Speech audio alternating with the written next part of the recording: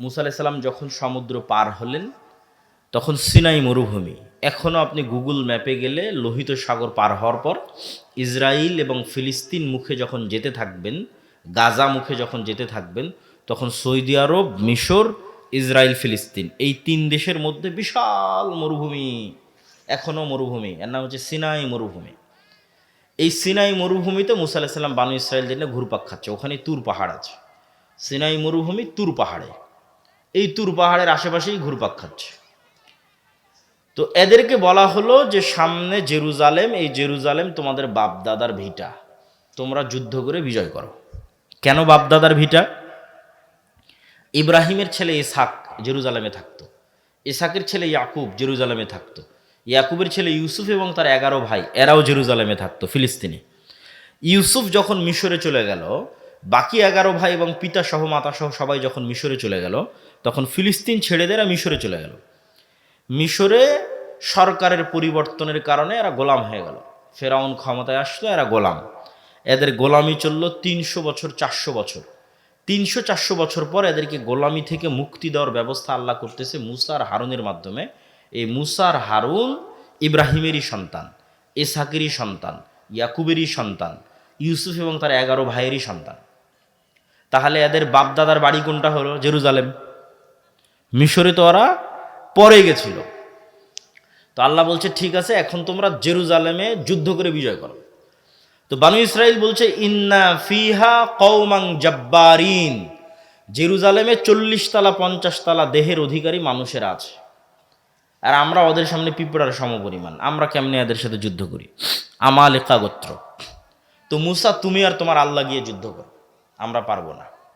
তখন দুইজন মানুষ যাদের ইমান বিল গায়েবে ইয়াকিন ছিল, তারা বলল আল্লাহ যেহেতু আদেশ করেছে যুদ্ধ করতে, আমরা যদি করি আমরা বিজয়ী হব। ওদের ইয়াকিন ছিল, গায়েবে ইয়াকিন ছিল। তার মধ্যে একজন ইউশা বিন নুন। কিন্তু অধিকাংশ মানুষ যুদ্ধ করতে রাজি না হয়, আল্লাহ তাদের আযাব দিল 40 বছরের, যে মরুভূমির মধ্যে ঘুরপাক খাও 40 বছর। 40 বছরের আযাবের মধ্যে মুসা আলাইহিস সালাম মারা গেল। নতুন নবী হলো ইউশা বিন নুন। ইউশা বিন নুন বানু ইসরায়েলকে বলল ভুল হয়েছে, যুদ্ধ করতে হবে, তওবা করো, চলো যুদ্ধ করি। তওবা ইস্তেগফার করে যুদ্ধ শুরু করলো। যুদ্ধে বিজয় আনতে আর 4-5 ঘন্টা যুদ্ধ করতে হবে, জয় জয় ভাব, কিন্তু এখনো জয় হয়নি। আর এদিকে সূর্য ডুবে যাচ্ছে, সূর্য আর আধা ঘন্টা 1 ঘন্টার মধ্যে ডুবে যাবে। শুক্রবারের দিন বিকেলবেলা, আর শনিবারে মুসা আলাইহিস সালামের দিনে যুদ্ধ নিষিদ্ধ। তাহলে যুদ্ধ আবার শুরু করতে হবে রবিবার। তো ইউশা বিন নুন দেখলেন যে আজকে যদি এক টানে এক ঝটকায় যুদ্ধ শেষ করে বিদায় না হতে পারি, তাহলে এই জয়ের মোমেন্টাম তৈরি করা কঠিন আছে। প্রতিটা জিনিসের একটা মোমেন্টাম থাকে, অতএব যুদ্ধ আজকেই শেষ করতে হবে। তো আজকে যুদ্ধ শেষ করার একটাই রাস্তা আছে, সেটা হচ্ছে সূর্যকে থামিয়ে দিতে হবে। কার মাথার মধ্যে এই বুদ্ধি আসতে পারে যে আজকে আমার যুদ্ধ বিজয়ের জন্য সূর্য থামাতে হবে? তাহলে কোন লেভেলের গায়েবে ইয়াকিন রাখতো ইউশা বিন নুন যে মাথার মধ্যে এই বুদ্ধি কাজ করতেছে যে এখন যুদ্ধ চালাবো, কাকে থামাতে হবে? সূর্যকে। দেখেন ইউশা বিন নুন আল্লাহকে বলতেছে সূর্যের দিকে ইশারা করে, আল্লাহ আপনি সূর্য থামিয়ে দেন। তো বান্দার বিশ্বাস যেমন, আল্লাহর সহযোগিতা তেমন। সহিহ বুখারীর হাদিস, পৃথিবীর ইতিহাসে প্রথমবার আল্লাহ সূর্য থামিয়ে দিলেন। আল্লাহু আকবার, প্রথমবার। তাহলে এখানে ইউশা বিন নুন দুনিয়ার শক্তিতে বিজয় হচ্ছে না আল্লাহর সাহায্যে? আল্লাহর সাহায্যে। এই একই জেরুজালেম আবার 200-300 বছর পর দাউদ, সুলাইমান, তলুত তারা বিজয় করতেছে জালুতের বিরুদ্ধে। এটাও কোরআন থেকে বলবো। তো আল্লাহ বলল তোমরা যদি যুদ্ধ করতে চাও, সামনে যে নদী আছে এই নদী পানি পান না করে পার হতে হবে, সাঁতার কেটে। এটা পরীক্ষা। এই পরীক্ষায় যারা পাশ করবে তারা যুদ্ধ করবে। তো পানি পান না করে পার হয়েছে 300 প্লাস মাইনাস সামথিং মানুষ, মাত্র 300। এই 300 মানুষ পার হওয়ার পর দেখছে যে জালুতের লক্ষ বাহিনী। তো লক্ষ বাহিনীর সামনে 300 মানুষ দাঁড়ানোর কোনো রাস্তা আছে? কোরআনের আয়াত, এই 300 মানুষের একদল মানুষ বলছে, কোরআনের আয়াত, লা তাকাতা লানাল ইয়াউমা বিজালুত ওয়া জুনুদিহি, আরে আজকে কিসের যুদ্ধ হবে? লক্ষাধিক মানুষের সাথে 300 মানুষের আবার যুদ্ধ কিসের? আমাদের তো কোনো শক্তিই নেই, যুদ্ধ সম্ভব নয়। আবার আর একদল মানুষ বলতেছে, তাদের কথাও আল্লাহ কোরআনে তুলে ধরেছে, কাম মিন ফিআতিন কালিলাতিন গালাবাত ফিআতান কাসীরাতান বিইজনিল্লাহ। কত দুর্বল মানুষকে আল্লাহ কত শক্তিশালী মানুষের উপর বিজয় দিয়েছে আল্লাহর সাহায্যে। বলেন আল্লাহু আকবার।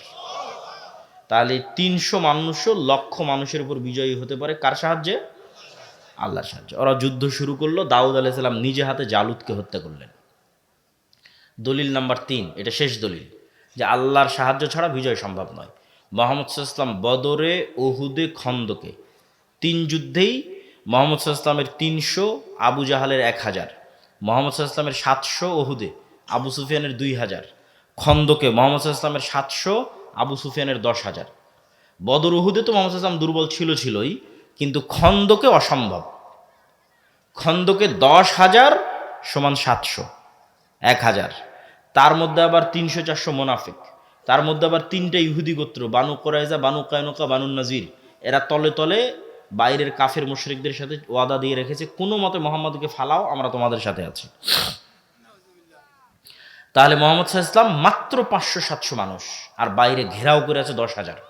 বদরে এবং উহুদে একত্রিত হয়েছিল শুধু মক্কার মানুষ, আর খন্দকের দিন একত্রিত হয়েছে পুরো সৌদি আরবে, পুরো আরবে যত গোত্র উপগোত্র আছে সবাই একত্রিত হয়েছে। মদিনাকে মাটির সাথে মিশিয়ে দিতে হবে। মুহাম্মদ সাল্লাল্লাহু আলাইহি ওয়াসাল্লামের জীবনের সবচেয়ে করুণ এবং অসহায় সময় দুইটা, অসহায় নয়, দুইটা সময় সবচেয়ে অসহায়। একটা খন্দকের যুদ্ধের 1 মাস, আর একটা হচ্ছে আবু তালেবের সাথে শিয়াবে আবু তালেবে গৃহবন্দী অবস্থায় যে 3 বছর মক্কায়। তো মুহাম্মদ সাল্লাল্লাহু আলাইহি ওয়াসাল্লামের জীবনের যত ঘটনা দেখেন, পেটে পাথর বাঁধা, ক্ষুধার যন্ত্রণায়, সাহাবীদের খাবার না, এগুলো সব খন্দকের যুদ্ধের ঘটনা। এর চেয়ে করুণ ঘটনা মুহাম্মদ সাল্লাল্লাহু আলাইহি ওয়াসাল্লামের লাইফে আর পার হয়নি। তাহলে বদর, উহুদ, খন্দকে মুহাম্মদ সাল্লাল্লাহু আলাইহি ওয়াসাল্লামের কোনো রাস্তা নাই যে দুনিয়াবি লজিকে উনি বিজয়ী হতে পারে। বিজয়ের একমাত্র রাস্তা কার সাহায্য লাগবে? আল্লাহর সাহায্য লাগবে। একটা যুদ্ধে মুহাম্মদ সাল্লাল্লাহু আলাইহি ওয়াসাল্লাম দুনিয়াবি দিক থেকে শক্তিশালী ছিল, ওটা হচ্ছে হুনাইনের যুদ্ধ। এই যুদ্ধটা হয়েছে মক্কা বিজয়ের পর। তো মক্কা বিজয় করে তো এমনি কনফিডেন্স লেভেল হাই, সাহাবীদের কনফিডেন্স এমনি হাই, যে যেই মক্কা থেকে আমাদের বের করে দেওয়া হয়েছিল সেই মক্কা আজকে আমরা বিজয় করে নিয়েছি। তাহলে তো এমনি আত্মবিশ্বাস টপ লেভেলে। তার উপর আবার যুদ্ধের মাঠে গিয়ে দেখছে 12,000 মুজাহিদ। হুনাইনের যুদ্ধে সাহাবী 12,000। কোথায় 300 জন নিয়ে যুদ্ধ করেছে, 700 জন নিয়ে যুদ্ধ করেছে, 1,000 জন নিয়ে যুদ্ধ করেছে, আর কোথায় 12,000। তো একে তো মক্কা বিজয় করে এসেছে, আর একে তো 12,000 মানুষ। আত্মবিশ্বাস টপ লেভেলে। বদর, উহুদ, খন্দকে যেহেতু দুর্বল ছিল, ভরসা ছিল আল্লাহর উপর। হুনাইনে দেখছে নিজেরাই সব, তখন নিজের উপর ভরসা। যুদ্ধ শুরু হওয়ার আধা ঘন্টার মধ্যে সব সাহাবী পালাচ্ছে আল্লাহর নবীর সামনে দিয়ে। পালানো শুরু। মুহাম্মদ সাল্লাল্লাহু আলাইহি ওয়াসাল্লাম অবস্থা বেগতিক দেখে ঘোড়া থেকে লাফ দিয়ে ভাষণ দেওয়া শুরু করলেন। আর ওনার চাচার খুব উঁচু আওয়াজ ছিল, মাইকের মতো। তো চাচা আব্বাসকে ডাক দিয়ে বললেন, আমি যা বলছি আপনি চিল্লিয়ে চিল্লিয়ে মানুষকে বলেন। তাহলে কি বোঝা গেল? মুহাম্মদ সাল্লাল্লাহু আলাইহি ওয়াসাল্লামের জীবদ্দশায় উনি জীবিত থাকতে, উনি যেই যুদ্ধে নিজে স্বয়ং উপস্থিত আছে, সেই যুদ্ধে দুনিয়ার শক্তিতে বিজয় হচ্ছে না। বুঝেন না মানে আমার কথা? দুনিয়ার শক্তিতে পাওয়ারফুল, বিজয় হচ্ছে না। তাহলে নবীর জীবদ্দশায় কার সাহায্য ছাড়া বিজয় হচ্ছে না? দুনিয়ার শক্তি আছে তাও হচ্ছে না, কার সাহায্য লাগতেছে? আল্লাহর সাহায্য। আপনি যদি পারমাণবিক অস্ত্রেরও মালিক হয়ে যান, বিশ্বাস করেন আল্লাহর সাহায্য যদি না থাকে, ইসলাম এবং মুসলমানদের বিজয় সম্ভব নয়। তাহলে ফার্স্ট শর্ত পূরণ করতে হবে কার সাহায্য? আল্লাহর সাহায্য। আল্লাহর সাহায্য দুনিয়াতে কিভাবে আসে? আল্লাহর সাহায্য পৃথিবীতে নেমে নিয়ে আসার টেকনোলজি কি, সিস্টেম কি, পদ্ধতি কি, কোন টেকনোলজি ইউজ করলে আসমানি সহযোগিতা পৃথিবীতে নামে? তার একটা টেকনোলজি হচ্ছে সৎ আমল।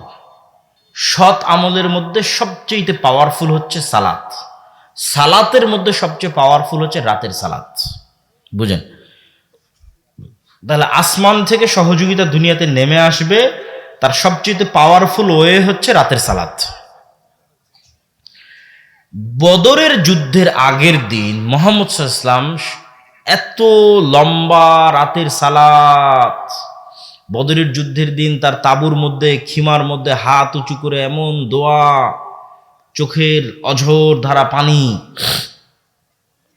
যে আবু বকর রাদিয়াল্লাহু তাআলা আনহু পর্যন্ত ক্লান্ত হয়ে গেছে যে আরে আপনি তো নবী, আপনার কাছে সবসময় জিব্রাইল আসে, আল্লাহ তো আপনাকে বিজয়ী করবেই। এত লম্বা রাতের সালাতের কি দরকার? এত লম্বা দোয়ার কি দরকার? কিন্তু আপনি নিশ্চিত জেনে রাখেন যে আমি যতটুকু জানি, আপনি যতটুকু জানেন, তার চেয়ে মুহাম্মদ সাল্লাল্লাহু আলাইহি ওয়াসাল্লাম 1000 গুণ বেশি জানে যে আল্লাহর সাহায্য ছাড়া বদরে বিজয় সম্ভব নয়। ঠিক আমার এবং আপনার চেয়ে মুহাম্মদ সাল্লাল্লাহু আলাইহি ওয়াসাল্লাম আরো লক্ষ কোটি গুণ বেশি জানে যে আল্লাহর সাহায্য পৃথিবীতে আনার রাস্তা হচ্ছে সালাত, সালাতের মধ্যে রাতের সালাত। তাহলে এখন সামারি কি, রেজাল্ট কি, যেটা আমি আপনাকে বলতে চাচ্ছি, যে নবী মুহাম্মদ পৃথিবীর সর্বশ্রেষ্ঠ নবী হওয়ার পরেও বিজয়ের জন্য রাতের সালাতের মুখাপেক্ষী, লম্বা রাতের সালাতের মুখাপেক্ষী। আর আমি আপনি গুনাহগার হওয়ার পরও, নবী না হওয়ার পরও রাতের সালাত বহু দূরের কথা, 5 ওয়াক্ত সালাত আদায় না করেও শুধু ভোট দিয়ে নাকি ইসলাম বিজয় হয়ে যাবে। সম্ভব নয়। যতক্ষণ মানুষ সালাত আদায় না করেছে ততক্ষণ আল্লাহ বিজয় দিবে না। আর যতক্ষণ আপনার ঈমান বিল গায়বে ইয়াকিন তৈরি না হয়েছে, যতক্ষণ আপনি আল্লাহর সাহায্য আনতে না পেরেছেন, আপনি চিন্তা করলেন যে শুধু দুনিয়ার রাস্তাতেই আমি কৌশল এবং পদ্ধতি অবলম্বন করব, করতে করতে মন্দিরও কয়দিন পর বানিয়ে দেওয়া লাগতে পারে। কয়দিন পর মন্দিরে আপনি মূর্তিও বানিয়ে দিলেন, পূজাতেও অংশগ্রহণ করলেন। ওইটা দিয়ে আপনি আল্লাহ সুবহানাহু ওয়া তাআলার সাহায্য আনতে পারবেন না। ওইটা যখন আপনার মাথার মধ্যে ঢুকে গেছে যে দুনিয়ার রাস্তায় একমাত্র রাস্তা, তখন এই রাস্তায় মানুষ চলে। আর যখন ঈমান বিল গায়বে ইয়াকিন থাকবে, আল্লাহর সাহায্য নিয়ে আসার চিন্তা থাকবে, তখন পদ্ধতি হবে ভিন্ন, তখন রাস্তা হবে ভিন্ন। তাহলে আসমান থেকে সহযোগিতা আনতে পারে এরকম টেকনোলজির একটা বড় টেকনোলজি হচ্ছে সালাত। দেখেন, যুদ্ধের মাঠে আল্লাহর নবী সালাত আদায় করতে বলছে সাহাবীদেরকে। ওই সালাতের নাম সলাতুল খৌফ, যে অর্ধেক অর্ধেক ভাগ হয়ে যাবে, একদল যুদ্ধ চালাবে, পাহারা দিবে, আর একদল সালাত আদায় করবে। এখন যুদ্ধে বিজয়ের জন্য দুনিয়ার লজিক বলে সবাই মিলে যুদ্ধ করলেই তো ভালো, যত বেশি অস্ত্র ব্যবহার করব তত ভালো। সেখানে যুদ্ধের মধ্যে শক্তি ক্ষয় হলেও বলা হচ্ছে সালাত আদায় করো। তাহলে রেজাল্ট কি? রেজাল্ট হচ্ছে মুসলমানদের বিজয় কার সাহায্য ছাড়া হবে না? আল্লাহর সাহায্য হবে না। তাই তোমার কাছে পারমাণবিক বম থাক আর অস্ত্র থাক আর তরবারি থাক, সেটা দেখে লাভ নেই। তোমাকে আগে প্রথম শর্ত পূরণ করতে হবে যে কার সাহায্য লাগবে? আল্লাহর সাহায্য। আর আল্লাহর সাহায্য পৃথিবীতে নামিয়ে আনতে পারে একটাই মাধ্যম, সেটা হচ্ছে সালাত। এটা মিস দেওয়া যাবে না। যার সালাত মিস হয়ে গেছে ও আল্লাহর গন্তি থেকে বের হয়ে গেছে, আল্লাহর কাউন্টের মধ্যে নাই। এখন বেনামাজি কোথায় পড়ে মারা গেল, কোথায় তার কি হলো, এটা আল্লাহ সুবহানাহু ওয়া তাআলা দেখবেন না। আপনাকে যদি আরো সহজ করে বোঝানোর জন্য বলি, যে আমরা মোবাইলে যেমন ফিঙ্গারপ্রিন্ট ইউজ করি, ফেস ভেরিফিকেশন ইউজ করি, ঠিক আছে, কোনো অ্যাকাউন্ট খোলার জন্য ডানে তাকাতে বলে, বামে তাকাতে বলে, তখন পুরো ফেসটা নেয়, নিয়ে মিলায় যে হ্যাঁ এটা ওরই ফেস, তখন ওপেন হয়ে যায়। তো এই যে পাসওয়ার্ড দিয়ে যে আমরা ফোন ওপেন করতেছি, ফিঙ্গারপ্রিন্ট দিয়ে, ফেস ভেরিফিকেশন দিয়ে আজকে অনেক কিছু ওপেন করতেছি। মনে করেন পৃথিবী এমন একটা সিস্টেমের উপর দাঁড়িয়ে আছে, লাউহে মাহফুজে প্রত্যেকটা ইবাদতের একটা চিত্র আছে। লাউহে মাহফুজে প্রত্যেকটা ইবাদতের একটা ফরম্যাট দাঁড় করানো আছে। আপনি যখন ওই ফরম্যাট পৃথিবীতে নেওয়া শুরু করেন, তখন একটা আরেকটার সাথে যখন মিলে যায়, তখন অটোমেটিক ওপেন হয়ে যায়। পাসওয়ার্ড মিলে গেছে, দরজা খুলে গেছে, এখন সাহায্য আসা শুরু হবে। ওই জন্য ওই সেম ফরম্যাটে দাঁড়াতে হবে, সেম ফরম্যাটে সিজদা, রুকু, ঠিক আছে। এইটা ভেরিফিকেশন, পাসওয়ার্ড। ওইখানে যেখানে যেটা মুহাম্মদ সাল্লাল্লাহু আলাইহি ওয়াসাল্লাম বলেছে সেখানে সেটা বলতে হবে। আপনি ওইটা বলবেন, ওইভাবে দাঁড়াবেন, আল্লাহ সুবহানাহু ওয়া তাআলার সাহায্য নামার রাস্তা অটোমেটিক ওপেন হয়ে যাবে। বলেন আল্লাহু আকবার। সালাতের সাথে আপনার সম্পর্ক নাই তো আপনার সাথে আল্লাহর সম্পর্ক নাই বাবা। তাহলে আপনি ওই যে মিছিল, মিটিং, নারায়ে তাকবীর, এগুলো দিয়ে, সবকিছু দিয়ে ইসলামের বিজয় হবে না।